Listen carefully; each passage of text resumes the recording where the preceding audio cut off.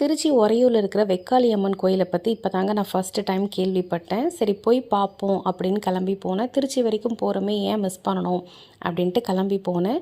அங்கே போகிற வரைக்குமே அந்த கோயிலோட விசேஷம், அந்த அம்மனோட கதை எதுவுமே எனக்கு தெரியாது.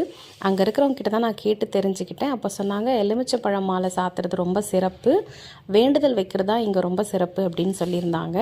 உள்ள கோயிலுக்குள்ளே போனேன். கோயிலே சூப்பராக இருந்தது. ரொம்ப பாசிட்டிவ் வைப்ஸாக இருந்தது. ஐயனார்லாம் பார்த்ததில் ஒரு மாதிரி பிளஸ்டு ஃபீலிங்காக இருந்தது. அம்மன் எப்போவுமே வந்து நம்ம உள்ள ஒரு க்ளோஸ்டு ஸ்பேஸில் பார்த்தே பழகிட்டோம். ஃபஸ்ட்டு டைம் ஒரு வெட்ட வெளியில் பார்த்தது வந்து ரொம்ப மனசுக்கு நிறைவாக இருந்தது. அங்கே விசேஷமே வந்து வேண்டுதல் வைக்கிறது தான் அப்படின்னு சொன்னாங்க. சரி நம்மளும் நம்மளோட வேண்டுதலை வைப்போம் அப்படின்னு சொல்லிட்டு அங்கே வேண்டுதலை எழுதி அந்த இடத்துல நம்ம வந்து கட்டிட்டு வந்தோம் அப்படின்னா நம்ம நினச்சதை கண்டிப்பாக அந்த அம்மன் செஞ்சு கொடுக்கும் அப்படின்னு சொன்னாங்க.